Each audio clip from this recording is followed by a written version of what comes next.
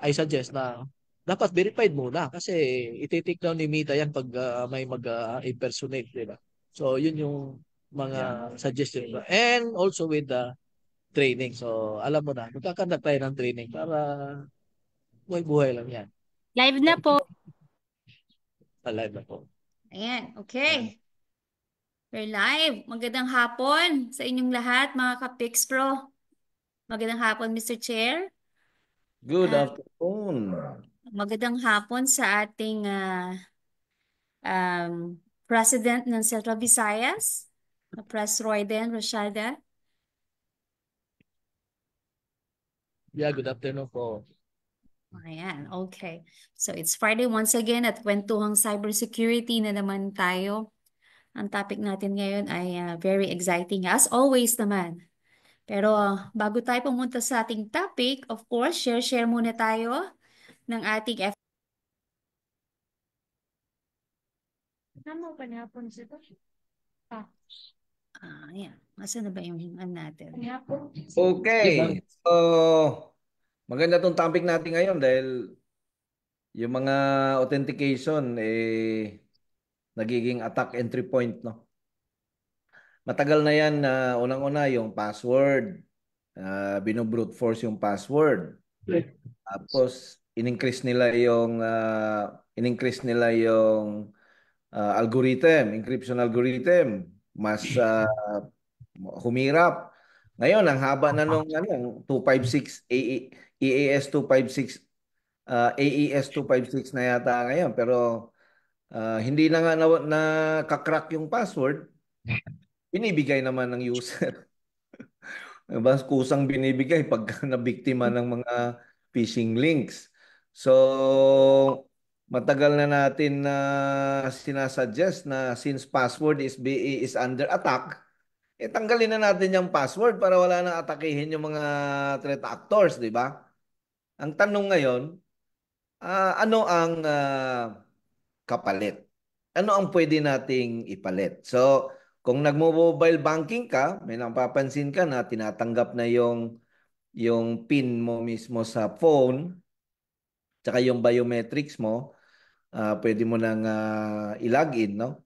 As authentication. And then, meron ka pang OTP as multi-factor authentication. Ayan. So, yan ay isa lang sa mga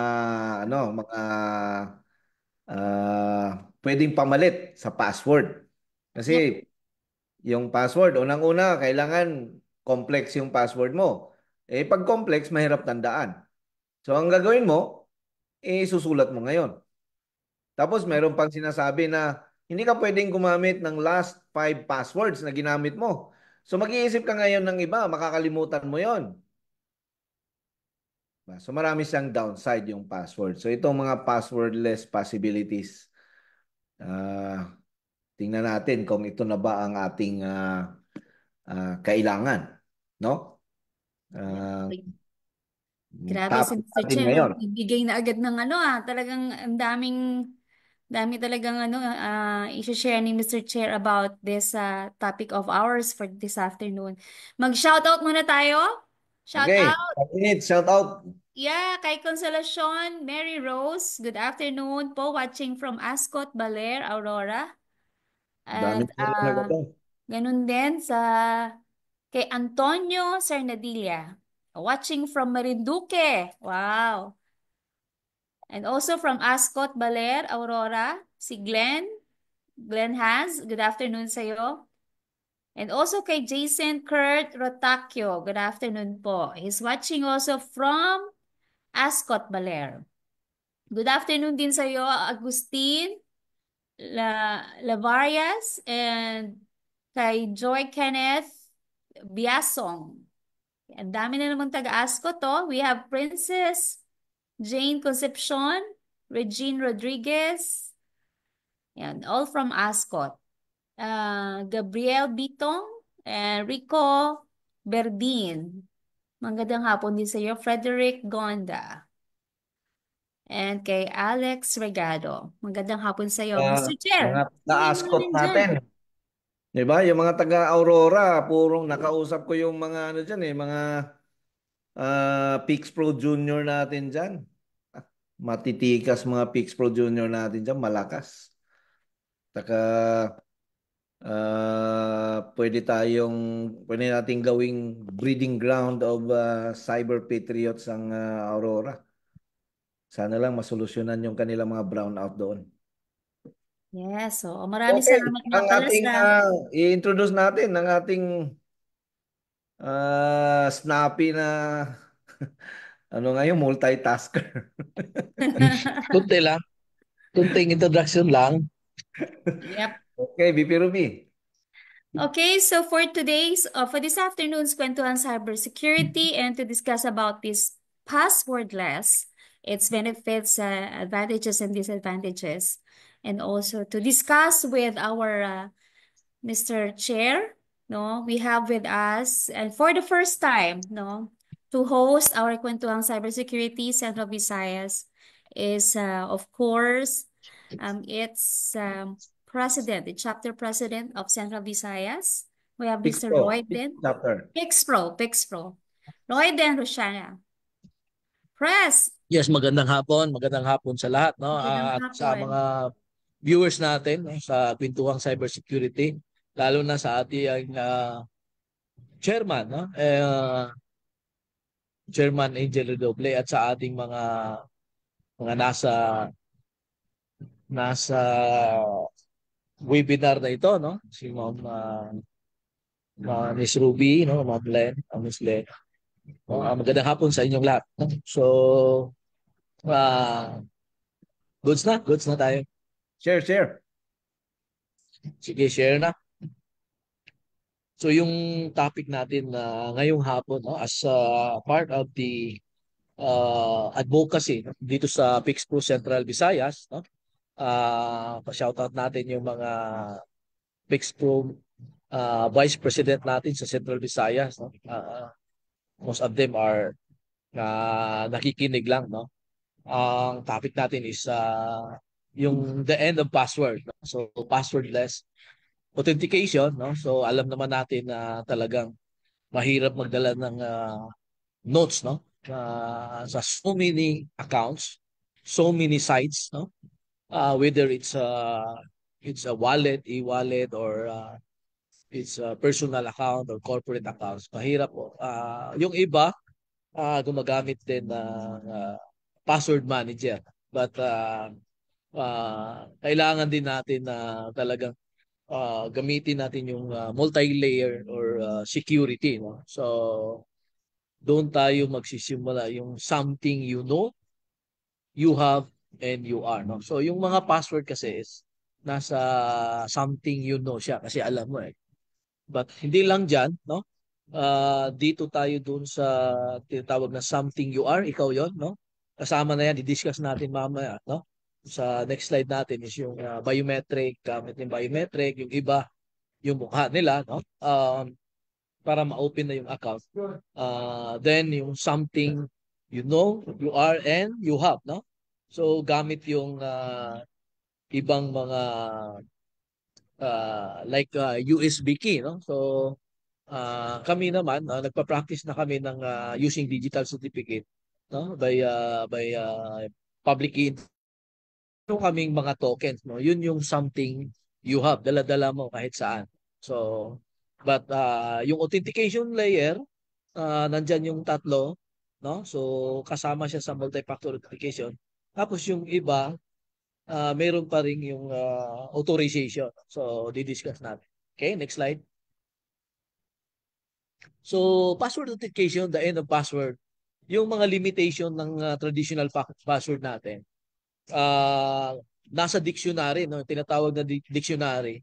Kaya yan no, sa bilis ng graphic at saka processing speed ng mga computers ngayon, kaya siyang i-brute force attack, no? Kasi common sa atin yung pangalan, tapos yung edad, no? Doon lang tayo kasi para hindi may limutan, no? Edad tsaka yung year ng or birth date natin, no? So and most likely lahat ng mga sites, no? Iba-ibang sites pinapasukan natin gamit yung the same password pa rin doon sa ibang site din, no? So pag na-hack yung isang site, most likely yung mga ibang site papasok din. Okay? So yung increased data breaches, no?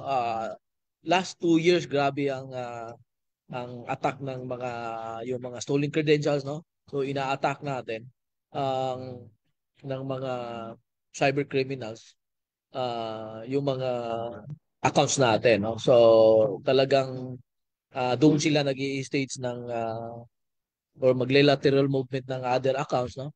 Gamit yung accounts natin. Okay? So password pating leading to password-led authentication. So dito na tayo sa mabilisan, no? Alam ko marami diyan ayaw na mag-memorize. So next slide. Okay? So passwordless authentication is the authentication without the traditional password, no? So using yung biometric security key and one-time codes, no? So dito pa lang is you're using the something you are, yung biometric, something you have, yung security key, plus yung one-time code, which is the something you know. Okay? So tatlo na po yan. So siguro yung tatlong layer ng security, tamang-tama na po yan na ma-secure natin yung mga accounts natin. Okay? Next slide. Okay? So dito tayo sa methods, no? Yung password authentication is yung sinabi ko kanina, yung biometric authentication kasama siya sa something you are, nandyan na yung fingerprint tsaka face recognition or and voice recognition. So yung mga ibang smartphones dyan, no? Gumagamit nag-memorize ng mga something you are, no? Naka save doon sa security ng mga smartphones, no? So yun na yun, okay? Plus meron pa rin yung hardware-based security key and smart key, no? Lalo na doon sa mga organizations na may mga secured locations, secured rooms, secured data centers, secured computers, no? Maraming gumagamit, kailangan may override siya, no? Kailangan mong magdala ng something you have, no? Yung dala-dala mo. Okay? And yung one-time password and other magic links, no? So ito naman yung ibibigay sa iyo, so something you know, no? At so dito naman kasama na diyan yung Google Authenticator, maraming na gumagamit diyan. Mayroon ding iba, yung mga vendors, mayroon din silang authenticator, no? Para ma-verify yung ano. So using the QR code, naka-register yan, no? Plus yung authorization, okay? So yung passkey, ano yan? Marami na rin gumagamit ng public key infrastructure, no? So using that PIDO2, medyo using the public and the private key, medyo mahirap siya ma-compromise, no? Kasi dalawang magkaibang key na ito, no? Na hashing value na dapat sila lang yung dalawang magtugma para buo. Okay? So ito talagang napaka-secured. Kung gumamit ka nito, napaka-secured, no? So ito yung mga added features ng accounts mo. Okay? Next slide. So ano yung mga advantages, no? So talagang stronger security, no? So marireduce niya yung phishing attack, no? And brute force attack, no? So ito yung talagang makikita natin na medyo kampante tayo, no? Okay? And convenience, no? So wala ka ng as long as na set mo na yung security policy doon sa device mo, no? Whether it's smartphone, laptop, uh, tuloy-tuloy na yan. Okay? So, careful lang na manakaw yan. So, yan ang mahirap. Okay? Reduce IT cost, no? So, fewer password-related issues, no? So, alam nyo, maraming organization, yung mga IT personnel nila, no? Kabibigay lang ng password, tumatawag uli. Ano nga yung password? Babalik na naman. walang magawa buong araw, kaka-reset ng password. Ito, pwede nang makapag-trabaho siya ng maintenance. Okay? So, better compliance, no? So, marami na, no? Sa yung mga security kasi may mga standard organization kailangan mo ma-meet yan. So, yung halimbawa, yung sa ISO 27000, yung GDPR, no? Yung sa UK din yung NIST, no? Sa US, no? And dapat naka-zero trust. Okay? So talagang gagamitin natin yung never trust, no? Always verify. So zero trust talaga yan. Next slide. Okay, so mga challenges natin yung sa password. Yung dependence ng devices, no? So pag nawala, no?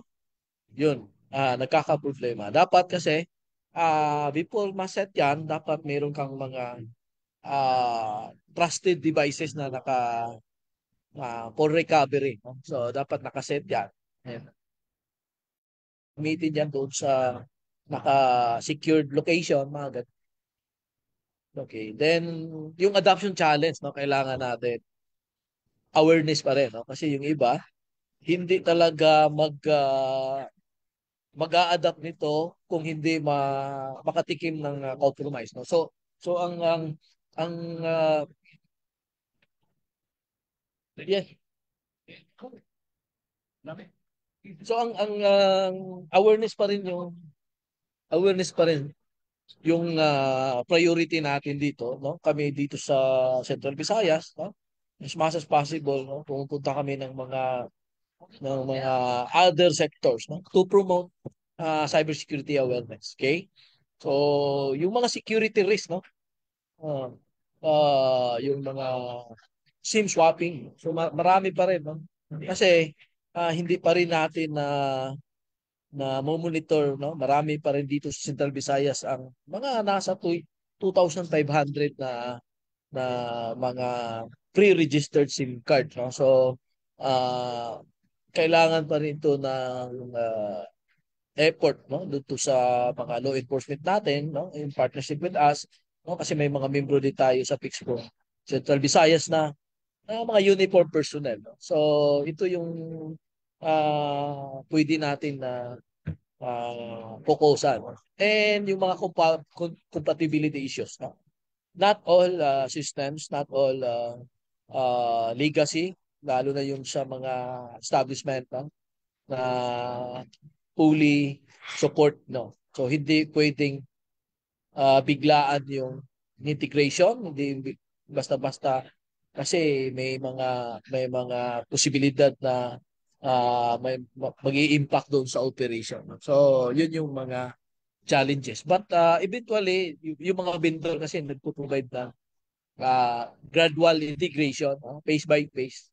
Pwedeng ganun yung gagamitin natin. Parang kumbaga hybrid yung dating. So hindi lang muna ito lang yung mga protected areas, protected device lang yung unahin, no? Yung may mga critical data, doon muna i-apply ito. Okay? So next slide.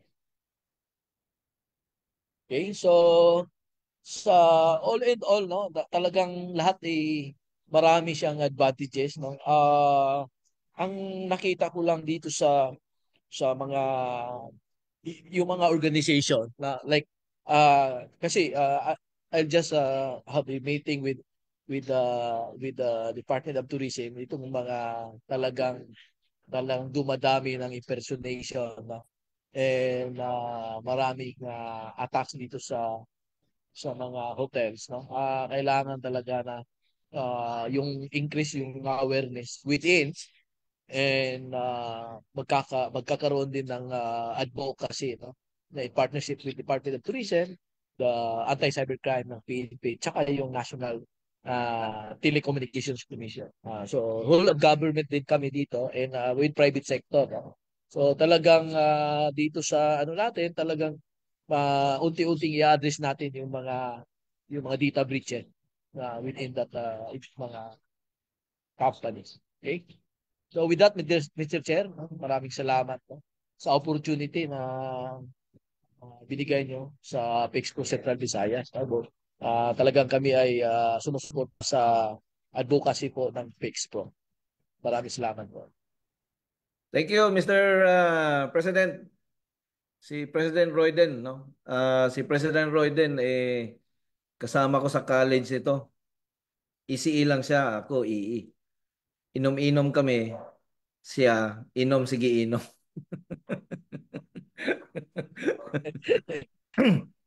At sabi ko nga, nung college Ha? kami, ang nilalabanan namin tuition fee increase.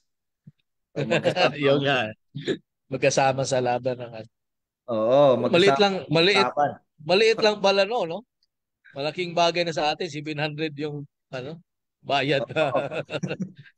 Big deal Di na. ba? Pero ngayon, magkasama Ngay- ulit kami. Ang kalaban na medyo malakihan na, mga threat actors na, no? Mga ano. So, tama.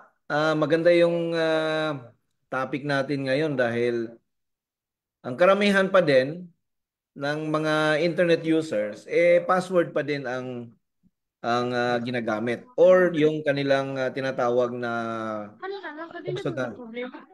personal identification number Wala lit. na ang nangyayari kung hindi manakaw yung password nila nabu-brute force at nakakrak. So, ang tanong lang Pres Roy din, gaano ba kadali Yes, gumamit Chairman. paano ba kadali gumamit ng multi-factor authentication na hindi na password ang gagamitin? Ah, siguro sa ibang platforms kasi, iba't ibang sites, no? Marami siyang iba-iba yung proseso, no? So pero yung features niya nandyan na yon, no? So yung iba nahuli, yung iba una, no? Like yung mga wallets, kailangan mo na yung verification, no? So hindi ka pwedeng mag-transact pag hindi ka verified, no? So pag verified ka, maraming no? So kinukuha lahat ng identity ng isang tao. So yun yung something you are, no? So diyan pala doon sa framework ng siguro yung framework ang nakita ko yung iba-ibang framework kasi pero yung doon sa framework ng isang vendor, paano niya ginawa yung application, dapat dito sa Pilipinas dapat gawin na siyang parang mandatory na yung na na lahat ng applications lalo na pag yung critical involved in critical transaction, yung mga financial transactions, dapat you have to undergo the multi-factor authentication. Parang ganon. Kasi maraming pag maraming butas talagang napakahirap, and to think na mahirap basta-basta i-track itong mga to kasi magkakaroon ng yung data privacy, hindi basta-basta mahuhuli, kailangan ng court order, no, ganyan. So nahihirapan din yung mga law enforcement natin. So dapat dito sa client side paigtingin yung security, no. So paano, so dapat hindi ka pwede na ma-register doon sa Google Apps or sa Google Play or sa App Store na hindi complied with the multi-factor security yung applications mo. Ganon yung dapat yung and dito din sa Pilipinas, yung mga developer ng mga applications dapat hindi basta-basta, no. And I suggest dapat may may parang repository ng isang layer of security. Halimbawa, lahat ng something ba yung ID na yan, no? So dito yan kukunin sa PSA lahat para sa national ID. Yung mga ganyan, no? So lahat ng applications magre-redirect doon para i-check yung validity ng nagre-register ng app, mga ganyan. Para yung passwordless authentication talagang super secured. Parang gano'n, Mr. Chair. Ito example na to ng mga insidente, no, na nababasa natin sa mga balita na meron naman silang OTP, diba? So given na na compromise yung kanilang username and password. Pero para ma-execute ang transaction, kailangan mag-provide sila ng OTP. Kaso nga lang, Pres Royden, yung biktima hindi naman daw siya nag-supply ng OTP. Pero nag-execute pa rin yung transaction, 'di ba? So, Yeah, yung mga correct. incident, 'di ba? Ang saan na 'yan? Doon na 'yan sa doon na 'yan sa server side siguro, hindi na dito Hindi, sa ang user side. ang recent issue ngayon na with the DICT, no? Si na Yosek at saka si Secretary. Yung yung laganap yung paggamit ng catcher, yung SIM card catcher. Hmm. Paano yan? IMSI. Oh, IMSI. Doon yung actually doon yung nakita ko kung totoo man yan, no? Wala man tayong spectrum analyzer pero ah dapat pa anuhin ng pansin ito kasi ah ito yung source na hindi man ako nagbibigay ng OTP. Iba nga yung catcher ang nagbigay ng OTP kasi doon nag-redirect eh. 'Di ba? So most likely ganun yung nangyari. Wala pa naman tayong nakikitang but as per our central office ganun yung nakita nila na maraming may nadakip na kasi sa India eh. So most likely ganun yung pattern. So di ko lang Hmm. oh, So, ano ngayon ang nga natin na kasi password natin compromise. OTP ma-compromise din. compromise password. Okay. So, So something something you are na lang. puro ano yan. Puro something you know yan eh. So kung nag-multi-factor authentication ka, hindi niya ma-access kasi yung you have at saka you are wala sa kanya eh. Wala sa kanya eh. So and given na ma-compromise niya yung tatlo, so authenticated siya, hindi pa rin niya ma-access kasi kailangan niya authorization. So kailangan pa rin yung vendor authorization to access that account. So talagang apat ang nakita ko, apat na eh. So dapat apat i-activate no. Ang maganda kong nakita ngayon sa sa ibang banking platforms, mobile banking platforms at saka sa Facebook for example, no. Nag-register ako ng device Ah, na lahat ng login galing sa ibang device, kailangan i-approve ko doon sa isang device na yon. okay. 'Di ba? So Yeah.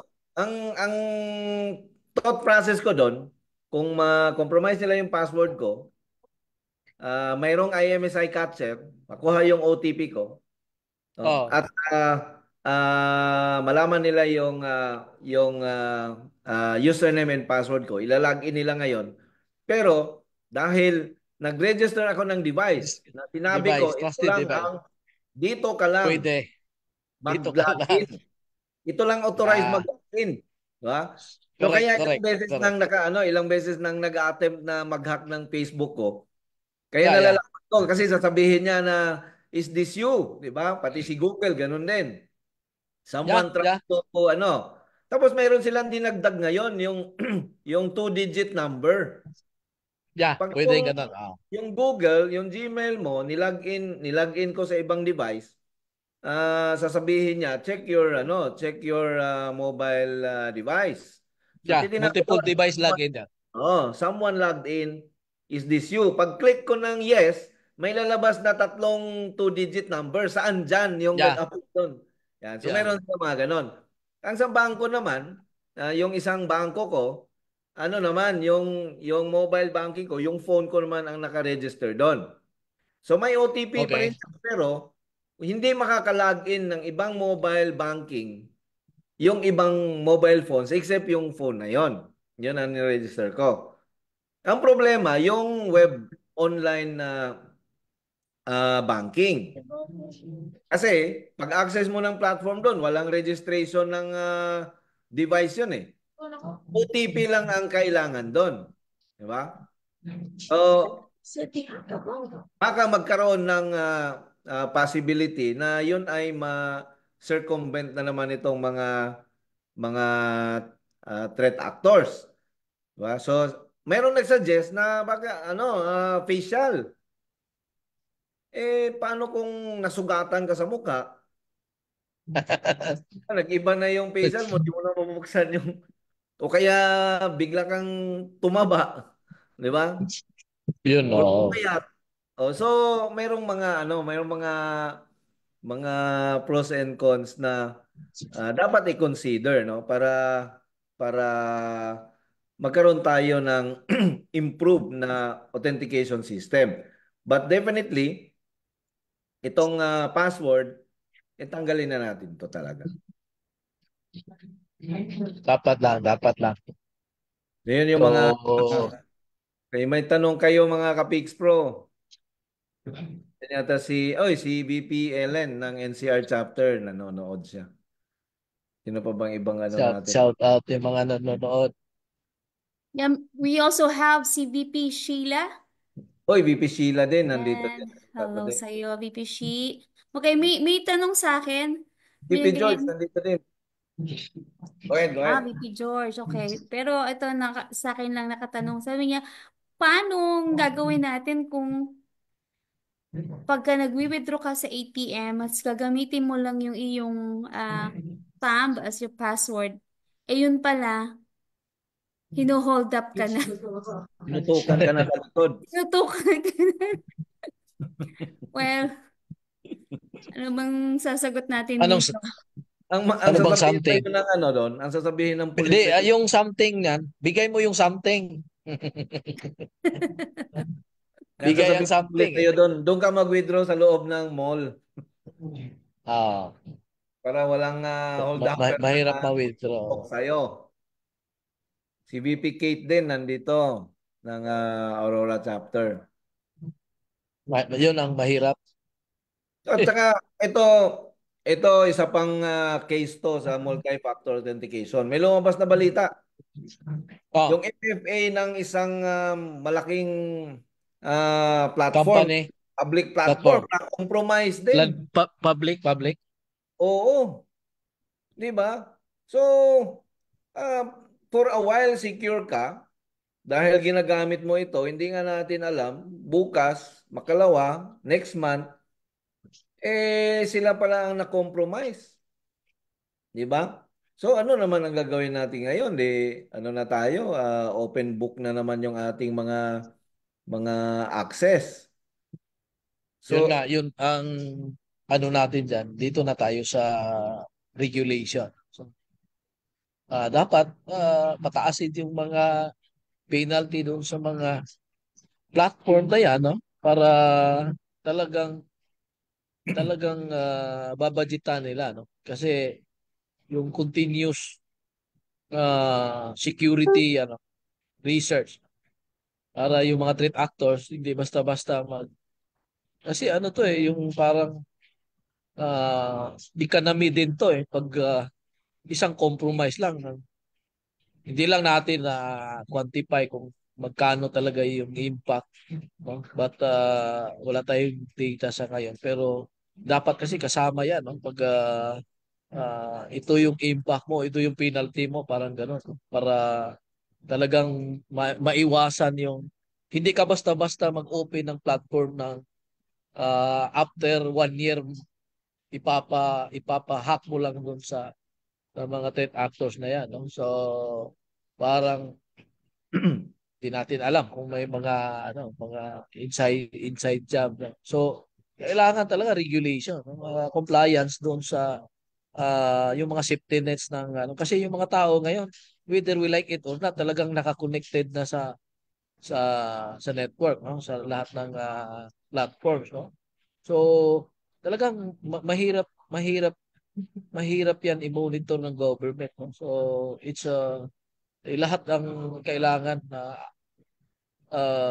yung mga platform provider, kailangan nilang di, kumikita naman sila. So kailangan talaga nila mag-research doon o magbayad ng security kasi mga tao nagre-rely na sa kanila eh. Parang parte na sa buhay natin yan eh. So pag naputol ka doon sa lahat eh ano yan, domino, Mr. Chair eh. Kasi hindi ka makabayad ng wallet mo, hindi ma-access yung wallet mo, availability yan, no? So pag sinabing availability issue, ikaw platform provider, 1 million subscriber, magbayad ka ng 1 million per day din, parang gano'n, di ba?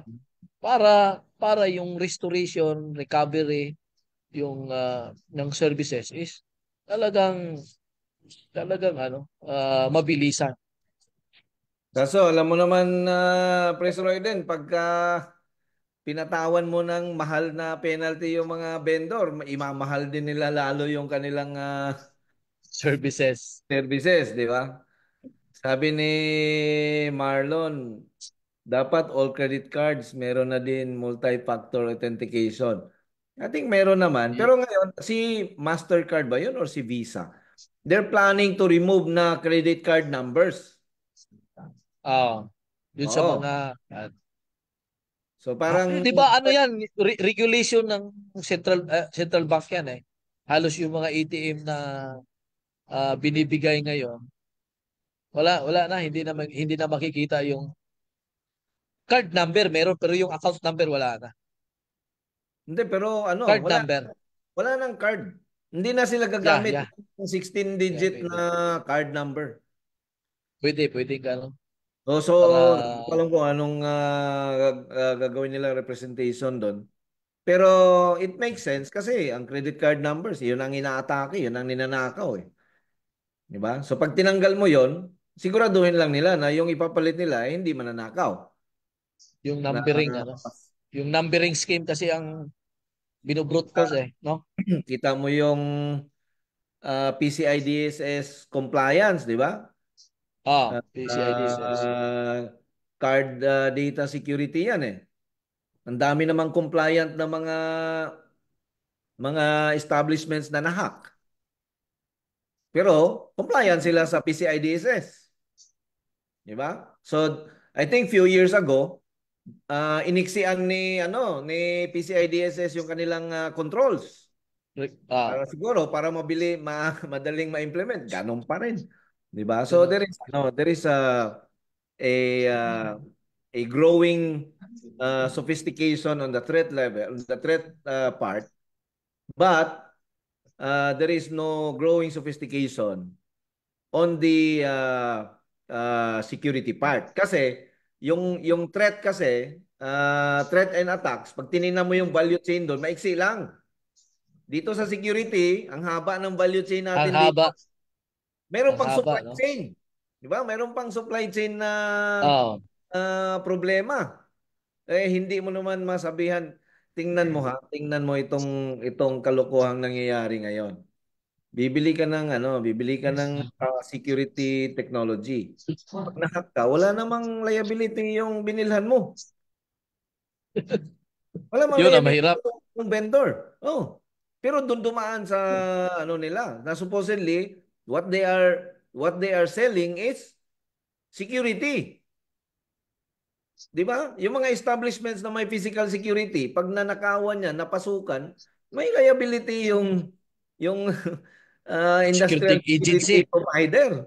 Oh. Agency, oh. Oo. Dito ngayon ang may liability yung reseller, yung distributor, hindi naman sila yung vendor, 'di ba? So maraming component na kailangan na ayusin yung value chain, yung supply chain, para magkaroon tayo ng end-to-end na cybersecurity posture improvement.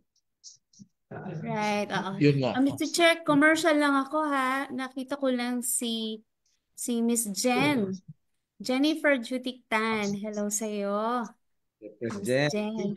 At saka, syempre, si Miss Kate Victoria, hello. And shout out lang ako doon sa dati kong boss, no? Si Sir Jelowy San Gabriel. Watching siya. Okay, Alright. magandang hapon na dating Magandang boss. hapon sa inyo. Merong sinabi dito teka, nawala na yan na. Okay, si Marlon Estrella. Meron sir, pag nakuha lang yung 3 digit at the back ng credit card mo, pwede na nila magamit. Oh, yung CB. Yung Yes. CB na yan, no?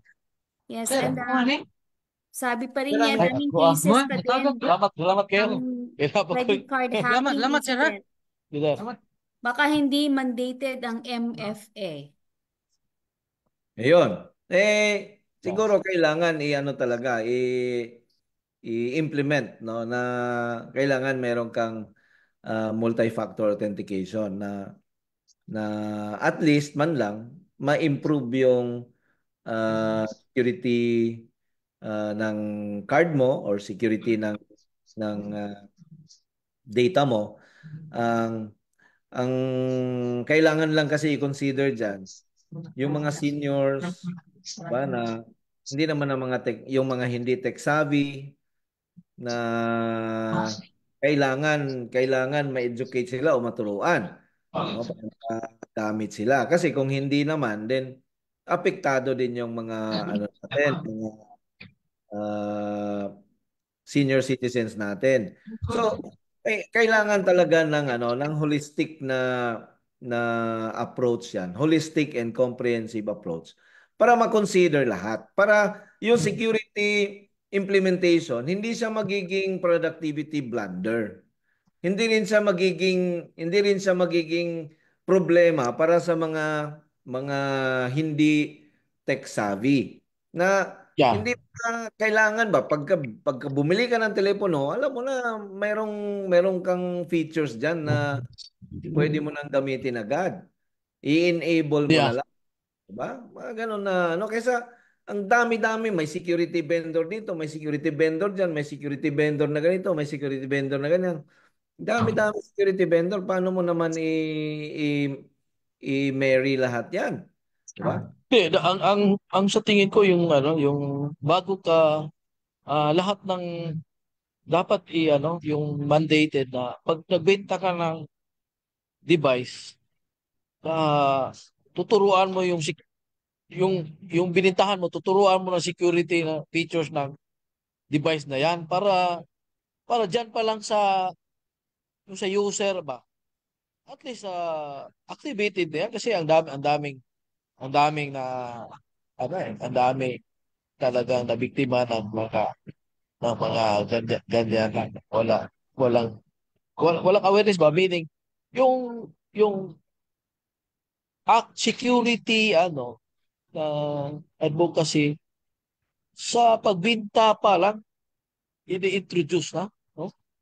Parang, para hindi na mahirapan, no? Yung gobyerno na, yung pulis natin na medyo, at least, pahirapan man lang ng kaunti yung mga threat actors ba, at the user's level, parang may seminar ba, no? Pwede bang ganun na? Di ba? Parang, bibili ka sinong bibili ng, smartphone? Doon muna kayo sa isang room, may seminar doon eh. Di ba? Pwede bang ganun? Baka mawalan ng baka dadami yung mga bibenta sa underground niyan, wala nang seminar.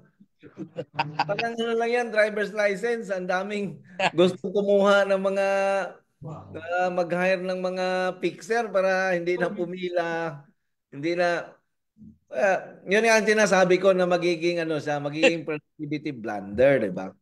Kasi Yo, challenge talaga dahil pagsamasamahin mo lahat eh. Sa isang device, ilang application ang load ng diyan, may Facebook diyan, may Yun Gmail nga. dyan, may TikTok dyan, may online banking, may lahat yun. Kailangan ano mo, mag-coordinate ka na ito ang gagawin natin. Tapos, hindi lang naman Pilipinas ang market nitong mga gadgets na to.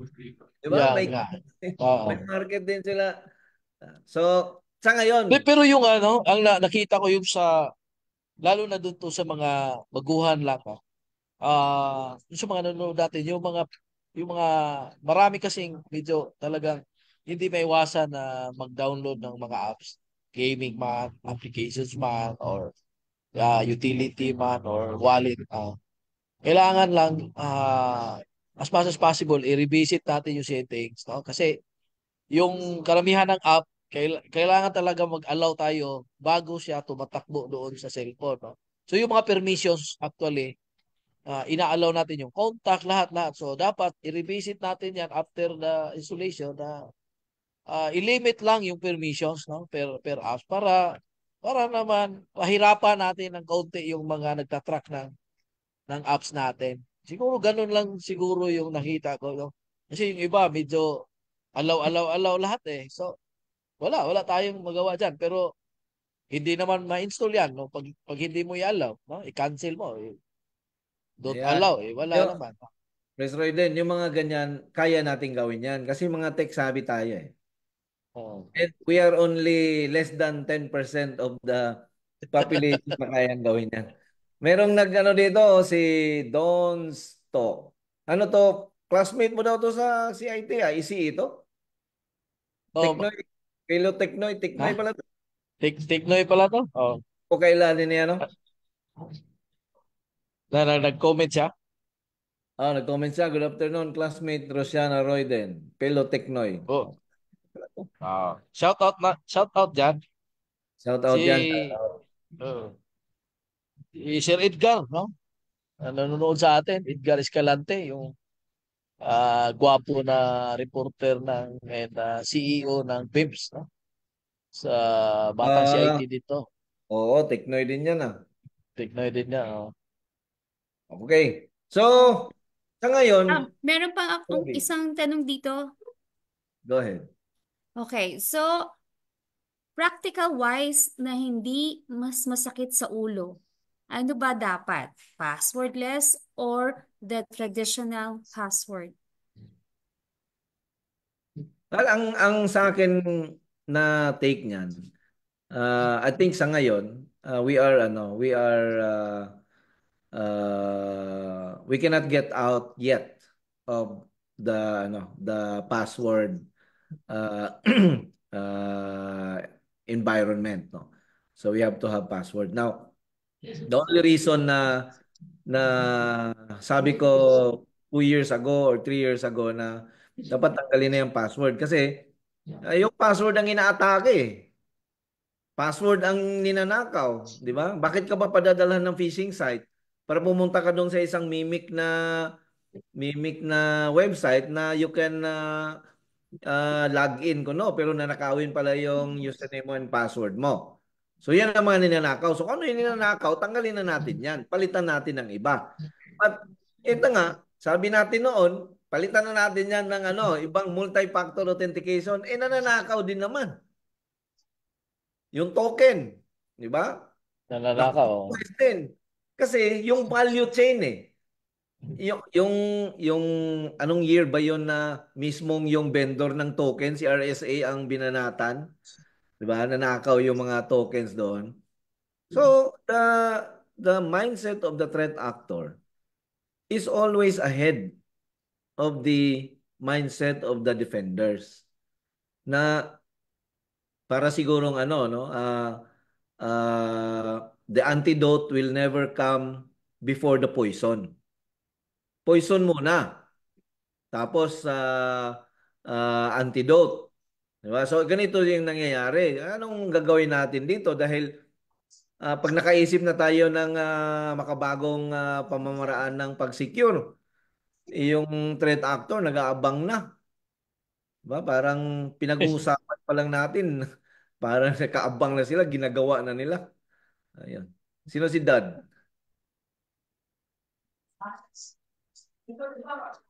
Yeah, okay. Mr. Chair, meron ditong thought from Jobs Sarili. Sabi niya, para sa akin, people has the biggest obligations about this po dahil sa ganitong dedicated campaign of different organizations like PixPro. Users are mandated to take responsibility with their actions and never forget the SOP routines on how to prevent issues to protect their data. People must also keep in mind the learnings about it po. Bago natin sagutin, mag-comment. Si Todd yata is one of the officers ng Central Visayas, no? Hmm. Yes, sir. O mag-ano ka, mag-open cam ka. Hello, maayong Okay, hapon, open. Todd.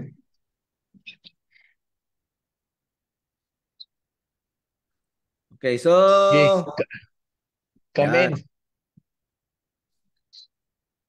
Medyo madilim yata dyan sa kinaroroonan mo. Ayun. Nagtago. Dapat kanina ka pa nag-join para tulungan mo yung chapter president mo. Oo. Yes, sir. Ano lang, sir? Kakabalik lang. Okay. Good hapon. Nasa Mactan ka ba? Yes, sir. Nasa Mactan po. Sa airbase? Okay. Ah, Alright, alright. Good for you to join us. Ayan. So tama to sinasabi ni Jobs. Miss ba siya? Ah, Miss Jobs, no? Yung education talaga sa mga users. Kaso, yeah. alam mo yung education, alam mo ang Pix Pro, 11 years na kami in existence. Since nag-umpisa kami, yan na ang ginagawa namin to do awareness. Pero hindi namin nasusustain, hindi enough to cover. Kasi every year, meron kang bagong gadget user or gadget owner. Every year, Wow. meron kang mga tao na baguhan siya. So, yung mga na-educate namin na iilan, ang pinakamarami namin na-educate isang buong town eh. 11 barangays, no? 11 barangays. Yun yung pinakamadami sa isang area ha, na ano Isang namin. area. Grabe, Oo. no? Oo, pero a month after, doon sa area na yon, mayroon na naman mga tao na baguhan lang sa gadget. So, hindi na naman sila makover, di ba? So, yan ang tinatawag natin na awareness campaign. But how do we sustain that? Para laging fresh yung it's easy to do that in a company, in an organization kasi Monday to Friday pumapasok yung mga tao doon eh. Diba? Pwede mo i-sustain pero in a community base medyo challenging siya kung ilang organizations lang ang gumagawa like PixPro. Alam ko PixPro lang bumababa sa community nitong mga cyber related na awareness eh. Yung ibang organizations, nasa taas nila. Ang audience naman nila, puro naman mga tech savvy. Di ba? Oh. You are singing to the choir. Oh.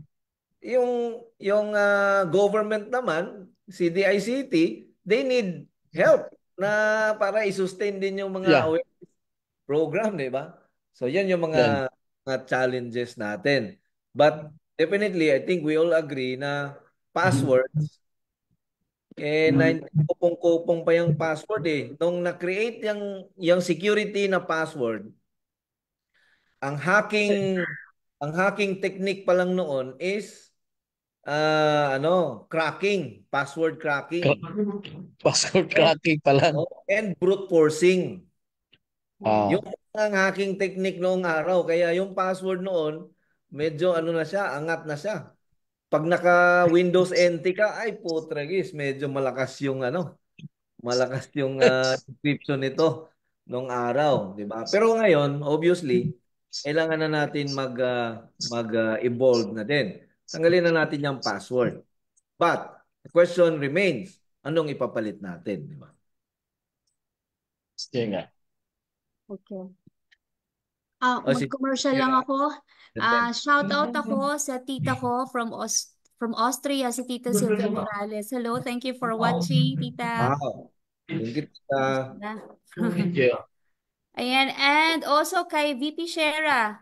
Hello, VP Shera. At sa ating mga Press Allen and Press Sherwin. Yan. Yes. Magandang hapon. Major, baka may isi-share si Major. Yes, oo. Okay, Major, Siya po ikaw. yung head Major. ng yung sa Philippine Air Force siya sa MACTAN. Fixed Pro din. About sa ano, sir, yung sa password na yan, sir. Hmm. Basically, parang ano pa lang namin ngayon. Parang ngayon pa lang namin ginano. Dito sa Mactan, sa base namin, na yung pagpapalit ng password every 3 months. So, ayan. Sa lahat ng mga assets. And, pero personally ako, may ano naman, combination of uh, uh, uh, characters and symbols yung inano ko. Ngayon, sabi nyo nga sir na yung ating ano nga, yung nag-evolve na yung ano ngayon cybersecurity and hacking from dati brute force due to password siya. Tapos ngayon ay more on ano na siguro ano ba? Session ang term na yun, sir, Hacking. yung hinahack session. Hina-hijack na. Kasi yun nga, meron tayong hindi ko lang sure sir kung ano sir kung with regards to passkeys na yung gamit kung hijack pa rin session hijacking pa rin yung gagamitin doon. Pero lang ako i-share sir kasi one time doon sa aking iCloud account naman sa sobrang ano ko gumamit ako ng security key. Ngayon sir, ang problem ko yung security key ay yung iCloud ko naka-save lang sa isang sir, sa isang account lang na device pala na laptop. Hindi nakasync sa ibang Apple gadget ko. Ngayon sir, mukhang compromise yung yung laptop ko. And ngayon ang nangyari, na block na ako ngayon sa ko sir, sa iCloud account ko. Tinatry ko siyang i-recover ngayon through yung sa Apple support kaso medyo nahirapan. Nahirapan sila until now hindi ko pa rin na-recover yung account ko. Pero continuous pa rin yung payment ko sa kanila for that account. So ang ano lang natin diyan sa sobrang security or sobrang secured yung account natin, kalimutan natin na may pa rin karampatan na dapat pag-isipan din natin kung ano yung magiging effect nun. Yung too much security na hindi dapat parating meron tayong backup for that security. Yeah. Yun yung i-share ko doon. Plan B. Baga may plan B. Yun ang problema kung kung password based yung yung mga security natin kasi yung for example mga confidential natin na mga data i-encrypt natin. Yes. Lalagay natin sa isang folder na encrypted. Kung hindi mo naman araw-araw na ginagamit yung folder na yon, yun nga hindi mo araw-araw na binubuksan yun. Kaya pagdating ng ilang buwan or taon na bubuksan mo na, nakalimutan. Password ko dito. I-delete mo na lang. Di ba? Kung ano yon, kung something you are, di ba? Yes. Sir. Mas sir, mas madaling sir. Ma-retrieve. Sir. So, ano talaga dito, a combination of everything. Use your password with OTP, with multi-factor authentication additional, with device enrollment para if you are going to analyze the value chain of attack, okay, na-compromise yung password mo. May 4-digit OTP ka pa. Na-compromise yung may isang multi-factor authentication ka pa. Pag na-compromise ang tatlo, yung gadget mo na naka-enroll, kailangan makuha na nila sa'yo. Kailangan nakawin nila sa'yo yon. Diba? Ngayon, pag nanakaw nila yung gadget mo na yon, naka-thumbprint yon. Hindi nila mabubuksan yon ng wala yung thumbprint mo. Nga kailangan nilang nakawin ngayon pati thumbprint mo. So kung i-assess mo yung attack framework na yon, attack process flow na yon, medyo merong 5 layers na medyo mahirapan naman threat actor. Pag yung daliri mo na ang nanakawin na, posible namang hindi mo na mamalayan yun, no? Ibang usapan na yon. Hindi mamalayan. Ayan. Ano yan, Okay. yung Galing. lasingin ka pa, lasingin. Pwede Ayun lasingin. lang. Lalasingin ka. Yun, dun, hindi na ano yan. Papasok na dyan ngayon yung social engineering. Yeah. Correct, Ah, correct. so titingnan na ngayon, ipo-profile ka na. Ano bang gusto nito ni Pres Royden? Gusto ni Pres Royden na umiinom ng malamig na Doon na. beer sa malamig na lugar. Oo. Ah, At may kumakanta. So, yun, papupuntahin ka doon. Paglasing ka na, kunin yung fingerprint mo. oh. Ayun, medyo Na sophisticated. Pero possible pa naka rin. tumama doon Possible sa, talaga. ano? Ayan, Okay, Okay. grabe. sige. Grabe. And Grabe. just like Sustain that, tayo. no? Nag-extend na Thank you, tayo Major, ha, itong for joining discussion. us, no? Yes. Let me just end this discussion or conclude this discussion with insight from Miss Jobs Sarili. Ang sabi niya, as long as we are online, we are not safe. But we can prevent it po by following the steps that are being discussed and advised to us like this webinar. Since then, they are dedicated to give us advices from this kind. Thank you, sir and ma'am, for raising. Thank you, Miss Jobs. Thank you. Then, Diba? Thank you, Press Roy then, and Yeah, thank si you. Major Dodd, also one of the officers, no, si VP Dodd, for being with us and also for hosting this webinar. Next time, sila na daw talaga, Mr. Chair. Manonood oo, na ba't lang kaya tayo. natatakot wala namang dito, ang galing-galing nga ng Actually, yung sa Central Visayas, marami ding mga uniform personnel na kasama natin. So, medyo mahirap yun. mag 5 o'clock Friday. Ako nga, hindi ako palagi akong makapagpanood kasi marami din tayong mga, yung mga, alam mo na, Yan, alam mo, bahay. Pres Roy din, isa yan sa mga reasons na namamayagpag yung mga kalaban natin. Kasi yung mga Yun nga, kalaban natin, marami silang oras. Tayo na nagbibigay ng mga kaunti lang. awareness na nag-educate sa mga kababayan natin.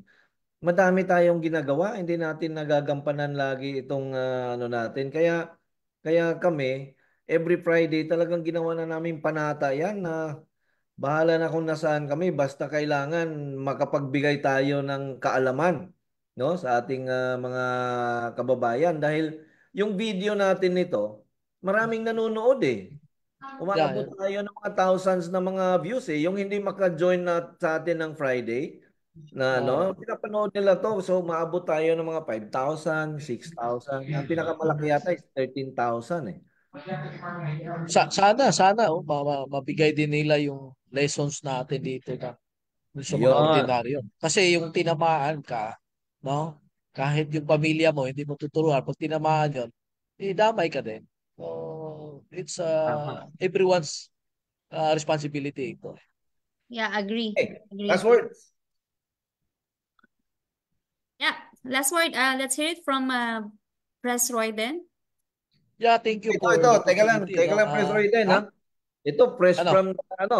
press from the balita. Hackers have found a way to bypass two-factor authentication. Okay lang kasi nakamultay na tayo eh. Ang discussion natin, multay na eh. Okay, dapat Okay talaga lang sa tayo. Sige, Okay. sige.